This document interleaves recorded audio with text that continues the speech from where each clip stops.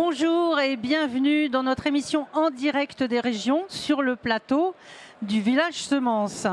Alors notre thème du jour, c'est le maïs et notamment les semences de maïs. Nous sommes très performants en France. Alors pourquoi sommes-nous si performants et reconnus en Europe et dans le monde? Nous sommes effectivement riches de producteurs de semences de maïs, d'entreprises exportatrices de semences de maïs. C'est une activité qui est très développée dans le sud-ouest, mais aussi un peu ailleurs dans le France. On le verra. Pourquoi sommes-nous aussi reconnus? Eh bien, pour le savoir, je vais me tourner vers nos deux invités. Bonjour Franck Laborde. Bonjour. Vous êtes président de l'AGPM, Association Générale des Producteurs de Maïs. C'est ça. Et membre de la FNSEA. Donc on va découvrir tout ça avec vous. Et je remercie aussi Séverine Jeannot d'être avec nous. Donc vous êtes responsable filière et développement durable chez Corteva. Je préciserai tout à l'heure qui est Corteva. Voilà, une grande entreprise semencière. Alors, merci d'être avec nous. Franck Laborde, vous êtes président de la GPM, mais vous êtes avant tout des Pyrénées-Atlantiques, producteur de maïs, de semences de maïs. Effectivement, je suis producteur donc d'entrepôt et Biarritz dans les Pyrénées-Atlantiques, producteur de maïs sur la totalité de ma ferme. Quelle surface? Alors, sur 120 hectares, nous produisons donc 4 types de maïs. Des maïs doux en direction de la consommation humaine. Du maïs amidon qui est destiné à l'industrie, du maïs grain qui sert sur ma ferme pour alimenter des canards que nous produisons, des canards à foie gras, et bien sûr du maïs semence. Et la répartition des surfaces se fait selon les marchés, mais c'est à peu près 25% de chaque maïs. D'accord, au niveau du chiffre d'affaires, c'est important, le maïs semence par rapport au maïs production? Alors, si le maïs semence n'occupe que 25% de ma sol, effectivement, un chiffre d'affaires, c'est presque 50% de mon chiffre d'affaires. Mais le chiffre d'affaires n'est pas ce qui nous intéresse, nous les agriculteurs. Ce qui nous intéresse, c'est la valeur ajoutée et le résultat net. Alors, on va comprendre comment ça marche. En tous les cas, dans votre région, il y a beaucoup de producteurs de semences de maïs et nous sommes très reconnus en France vis-à-vis des Européens et dans le monde. À quoi ça tient? Alors, nous avons, depuis que les hybrides sont apparus au siècle dernier en France, développé effectivement une excellence, que ce soit au niveau des producteurs, du réseau de producteurs qui est réparti un peu sur toute la France. Vous avez parlé du sud-ouest, mais il y en a un peu dans toutes les régions. Mais aussi au niveau des usines de transformation, de collecte et de transformation de semences. Tous les semenciers, les grands semenciers mondiaux sont présents en France sur notre territoire. Nous sommes donc premier producteur européen et premier exportateur mondial, ce qui est un exploit pour un petit pays comme la France. Oui, c'est un exploit. Alors cet exploit, on le tient d'où? Est-ce que la performance que vous avez en amont et aussi au niveau des transformateurs, est-ce que c'est en termes techniques? Est-ce que ce sont des savoir-faire particuliers? Est-ce que c'est un contexte pédoclimatique spécifique? Alors, c'est le fruit de l'histoire, c'est le fruit notamment du travail en interprofession entre les producteurs et les semenciers, les donneurs d'ordre, mais c'est le fruit, vous l'avez dit aussi, d'un contexte pédoclimatique, c'est aussi le fruit, depuis les années 1990, du développement de l'irrigation sur nos territoires et il faut que nous fassions un effort encore dans ce domaine-là, en lien avec le changement climatique.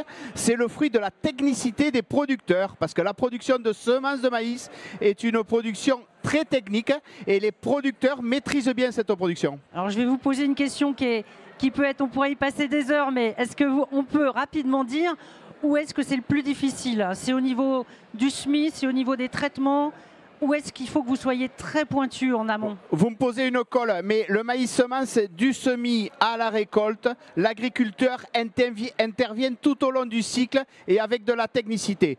Généralement, en maïs, le semis est une période extrêmement importante et l'événement crucial. Une parcelle dont le semis est raté n'aura pas de performance technique à la récolte. Alors imaginons que vous réussissiez le semis, qui est déjà voilà, une marche à monter.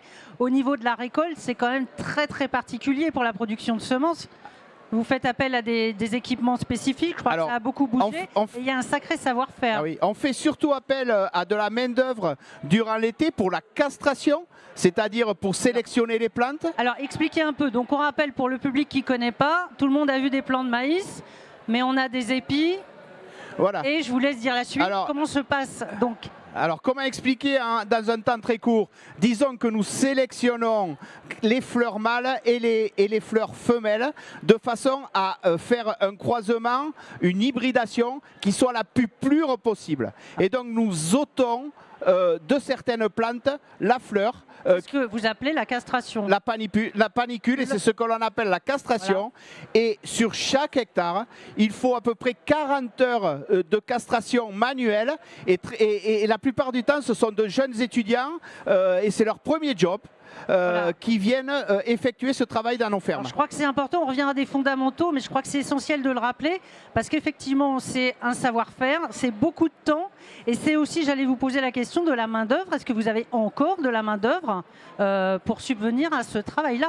Oui, oui, oui. Alors, c'est parfois dans certaines régions où l'emploi est très développé un problème, la main-d'œuvre. C'est pour ça que nous développons aussi la mécanisation. Donc, la castration se fait partiellement de façon mécanique, mais il restera toujours un petit peu de main-d'œuvre.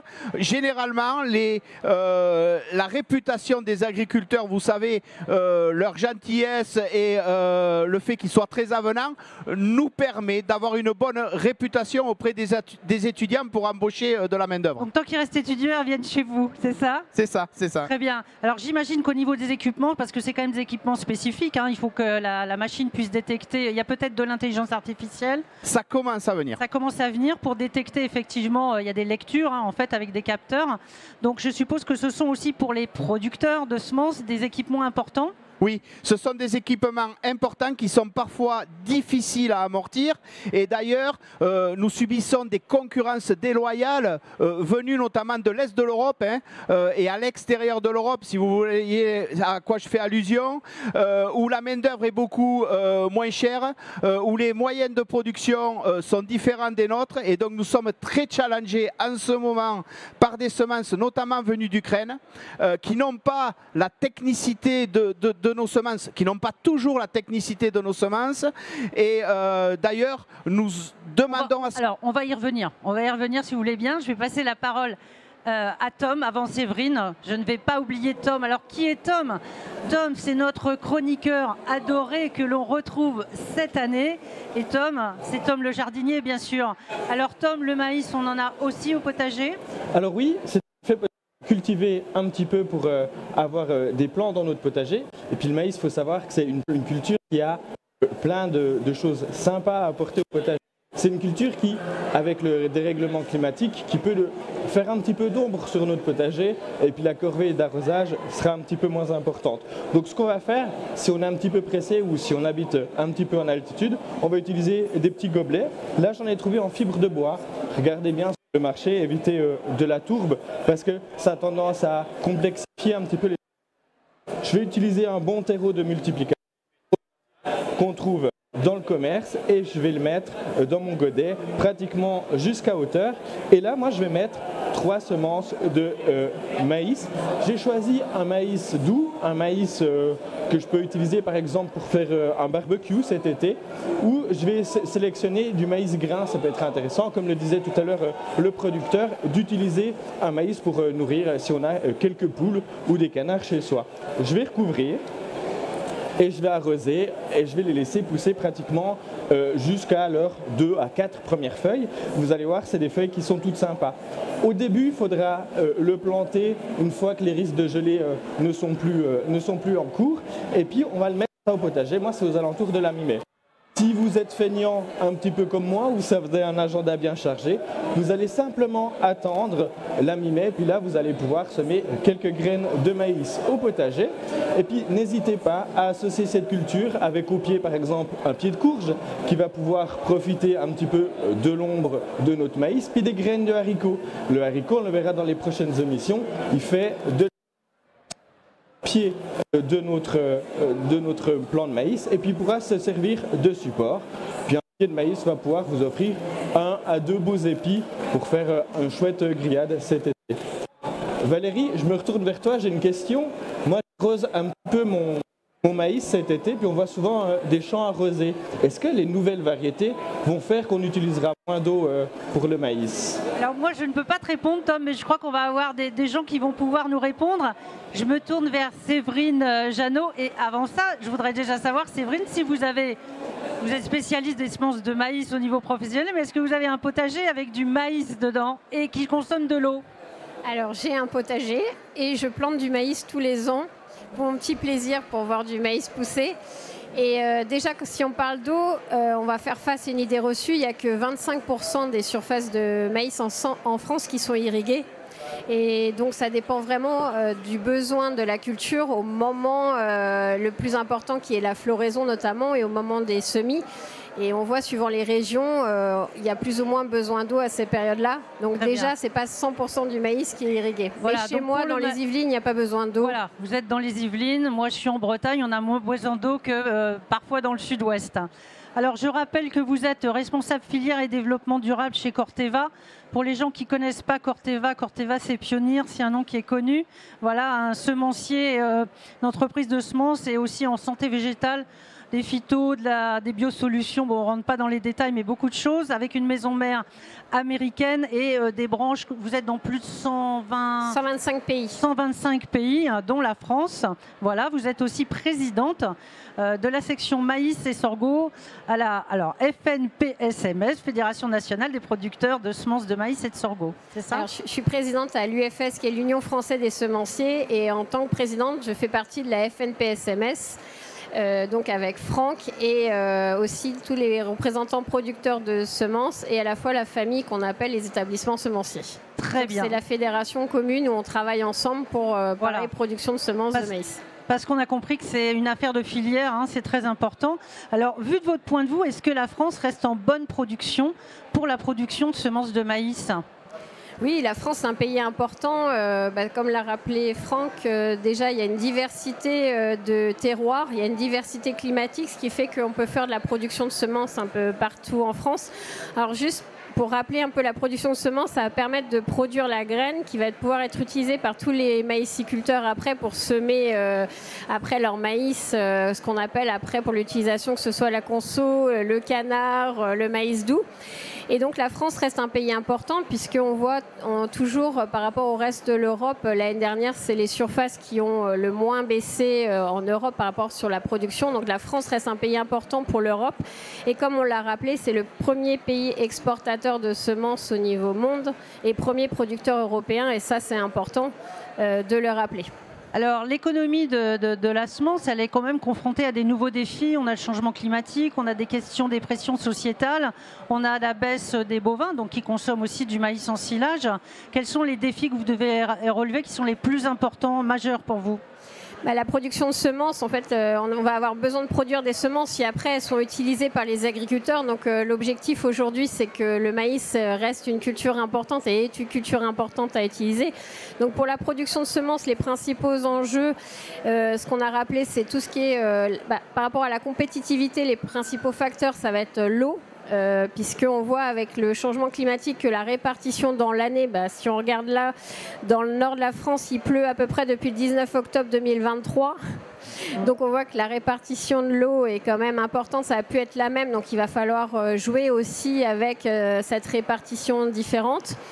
Il y a aussi la partie facteur de production. Aujourd'hui, pour pouvoir mener du maïs jusqu'au bout, faut le protéger. Parce que qui dit réchauffement climatique, on parle aussi, il y a de nouveaux ravageurs qui arrivent, par exemple. Donc il va falloir... Nouveaux ravageurs, nouvelles maladies. Nouvelles maladies. Donc, et on sait que nous, la France, on est celle qui a le moins de solutions de protection disponibles. Donc ça, c'est important. Et puis, il y a la main-d'œuvre, quand on a parlé. Il y a le coût de la main-d'œuvre aussi à prendre en compte. Donc tout ça, il faut vraiment l'associer. Il faut que pour la France, on reste compétitif aussi par rapport à ça et qu'on puisse développer toujours cette production de semences de maïs. Alors, est-ce que justement, par rapport à tous ces nouveaux défis qui engagent, on a vu, toute une filière, est-ce que les nouvelles technologies sont un des leviers sur lesquels vous comptez ou pas trop? Alors, on rappelle qu'en France, on n'est pas tout à fait positionné comme nos voisins européens.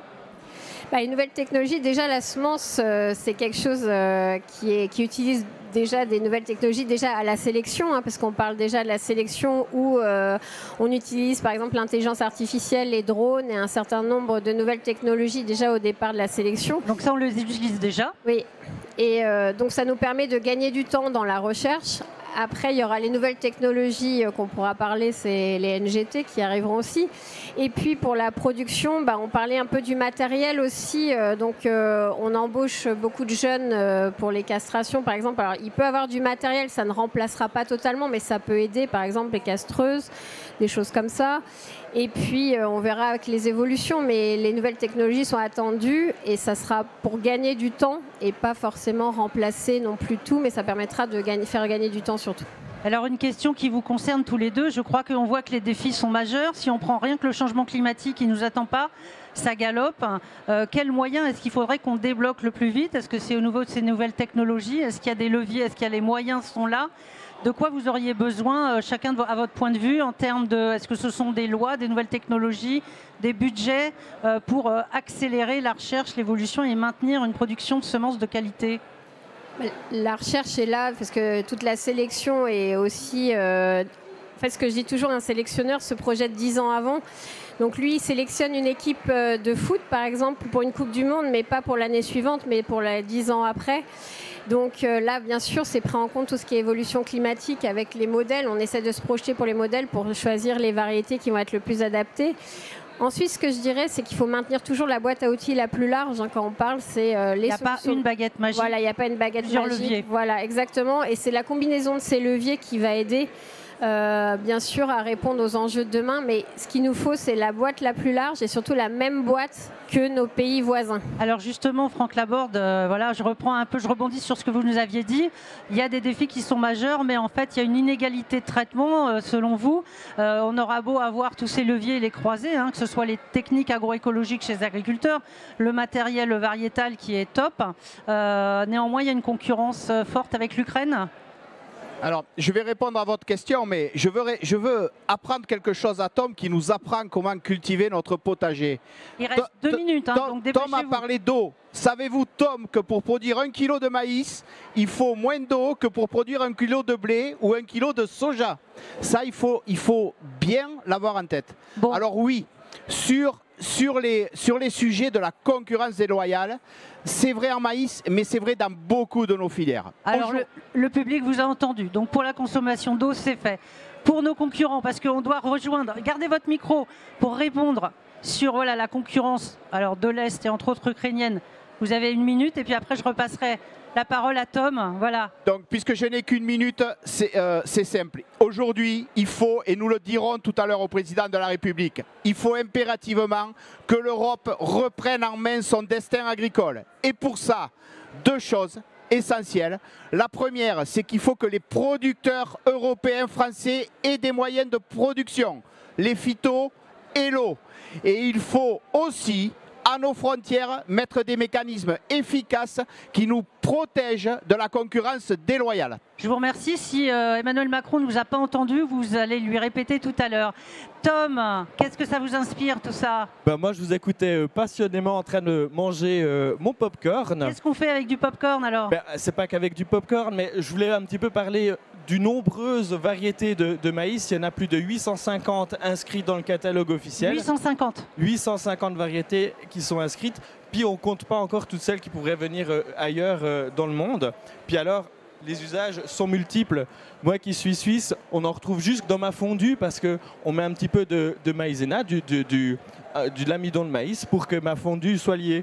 Et là, on a par exemple des simples couverts qui pourraient être utilisés, réutilisables. On a aussi, quand on fait un peu de musique, on va en festival, on a des couverts à usage unique. Au lieu d'avoir des trucs en bambou qui pourraient venir des fois de bien loin, de l'amidon de maïs. On a notre fameuse polenta, le popcorn, puis le maïs en grains aussi. Donc voilà, je voulais te montrer qu'il y avait vraiment énormément d'usages autour de ce maïs. Puis je vais demander à nos invités s'il y a des usages auxquels je n'aurais pas pensé ou des endroits surprenants où c'est qu'ils auraient pu trouver du maïs. Eh bien, ils en parleront en coulisses puisque notre émission se termine. Donc, je vais remercier nos invités chaleureusement, Tom également. On a fait un très rapide tour de maïs. Vous avez compris que c'est une plante extraordinaire qui ne consomme pas tant d'eau que ça. Et donc, je vous remercie de votre attention. À bientôt, à demain.